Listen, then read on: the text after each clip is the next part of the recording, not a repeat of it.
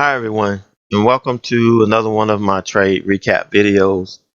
And this is more like a video journal for me.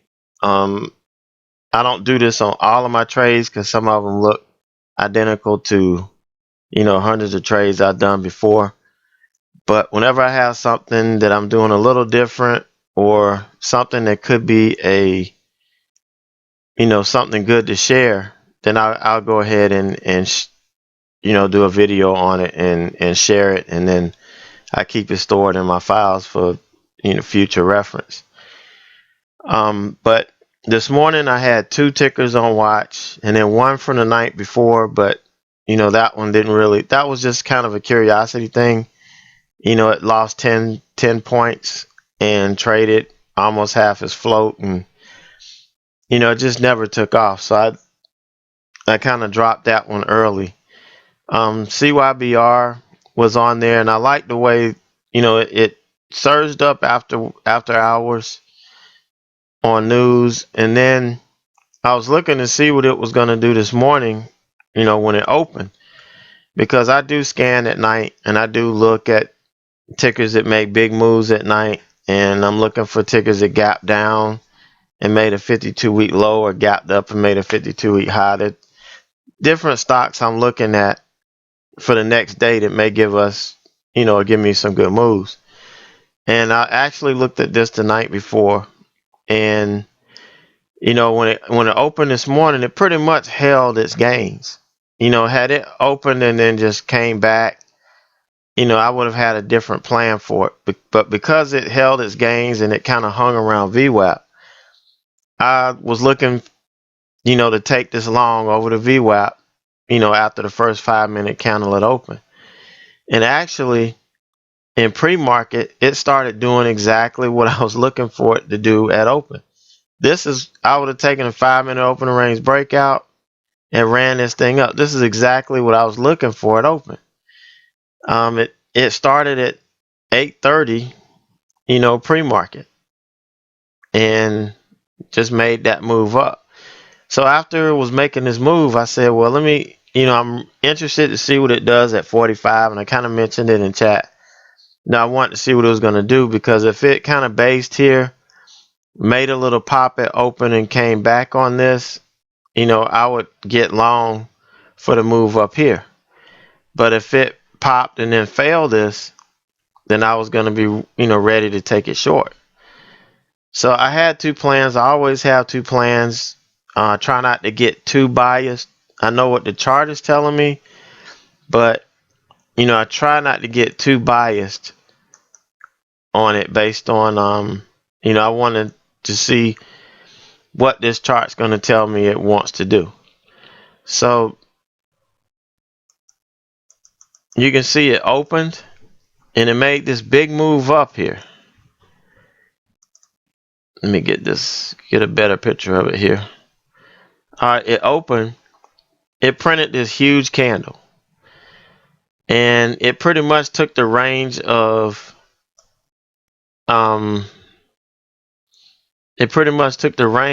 between these two areas that I was looking, for a move in. So since it surged up into this resistance here, I started looking short. And it came up and sold off a little bit, closed right on this resistance, opened right on resistance, made a run up. But see, this is not an area I would even look along it, because you can see it didn't really have that much room in between these two levels. So I had an order sitting here at 47.35, and it was an order just to get in, and then my plan was to add if we lost this level here and move down. But it didn't hit it, and it came back down and took this out. So I was kind of chasing it, and my first entry was right here at 46.61, and I was still looking for the scale in. I only took 500 shares here, and I was waiting to see what it was going to do, and it made another pop up, run up to this, and it didn't look like it was going to make 35, so it came back. I canceled that order, and I marketed it right here and got I got 1,000 shares right here at 47.01. And so I was in, full size. I had 1,500 shares. That's pretty much what I wanted to get in at. But once I got a point, which was almost down to VWAP, VWAP was going to be my was my profit target from here. And I did take some at the point, and it kind of fought around for a little while. And I went ahead and took some more profit right here at 45.78. And I only had 500 shares left because, my target was VWAP. And had I just taken it off here, that would have been fine. Even though I went down, that was my plan. I stuck to my plan and everything was fine. But because this looks still weak, I left 500 shares on and wanted to see if we were going to lose VWAP.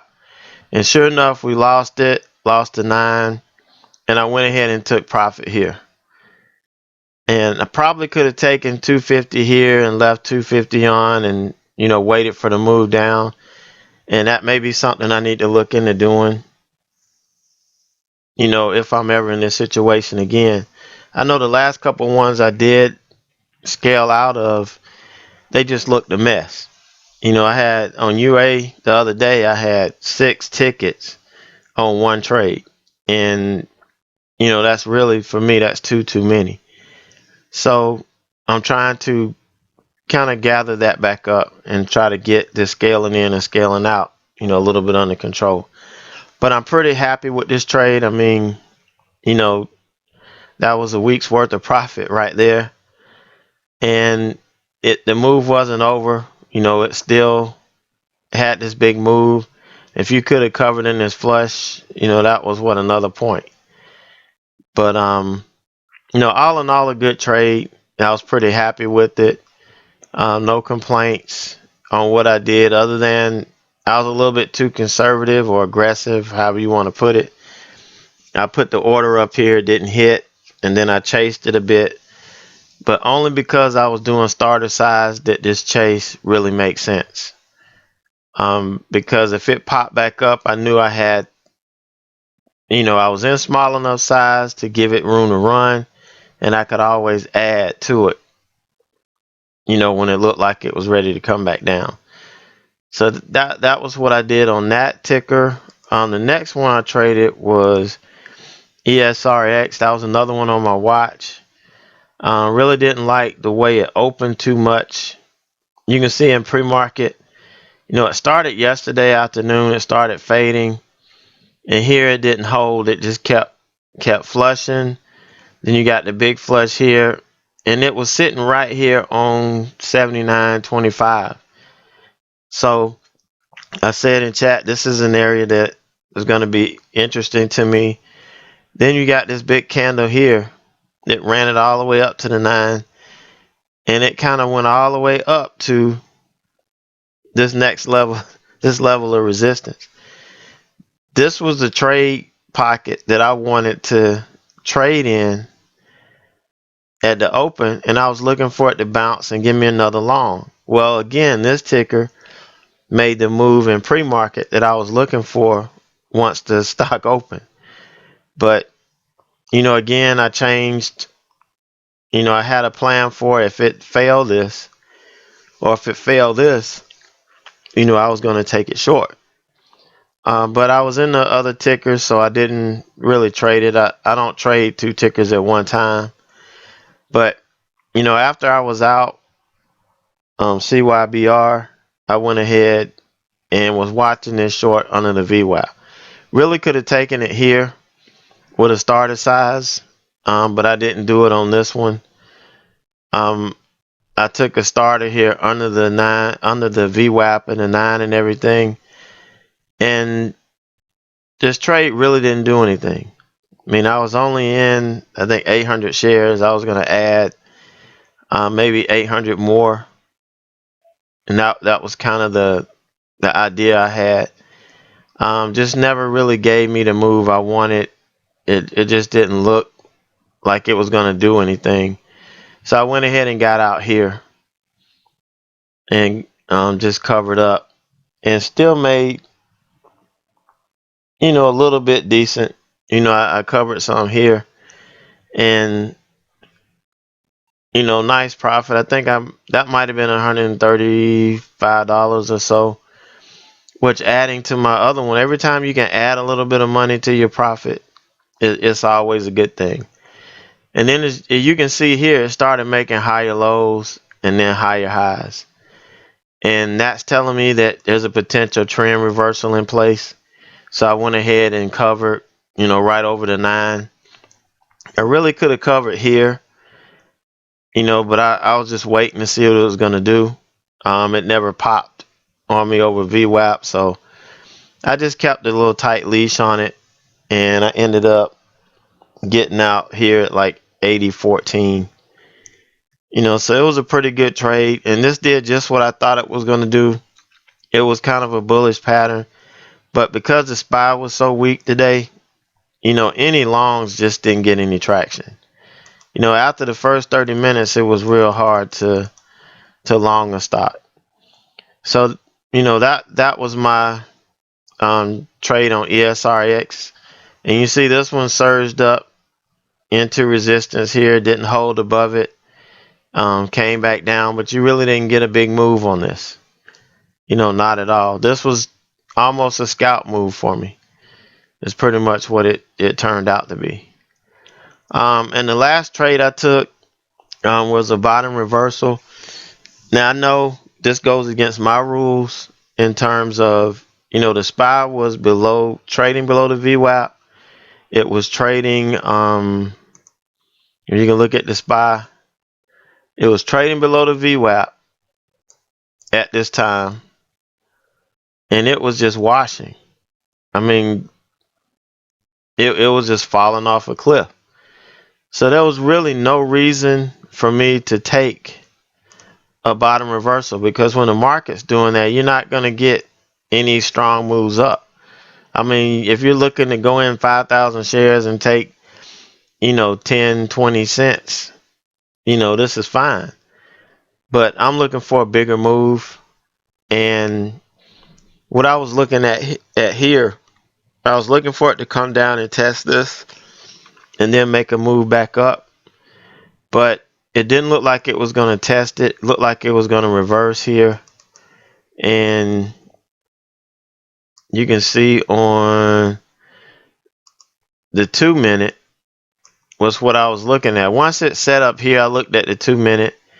And, here you've got a candle that's opened above this previous candle. On the 2-minute, that's my sign to get in, and that's what I did. I got in, and I think on a normal day, this trade would have worked. But, with the SPY and everything being weak, it just didn't. But the reason I got in it was I heard some chatter on it, that something might be going on. And, I felt it was worth taking a chance, on a reversal here. But I got in here, my stop was, low of this candle. So I had a pretty tight stop, but it was based on the chart. It wasn't a number I just came out with saying I'm going to let it run 20 cents or 10 cents. This is actually a, a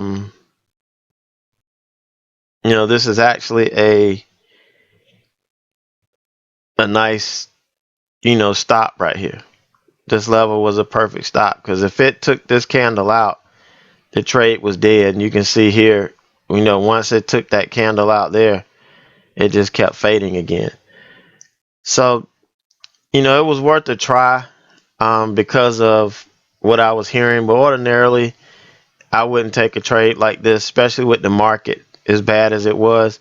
Yeah, this was a beautiful setup. But, as far as the candlesticks, but there's one thing that I was looking at. There wasn't really a gradual build up of volume. It started right here, but then the volume went away. Then you got this big pop here, and then you had decent in volume.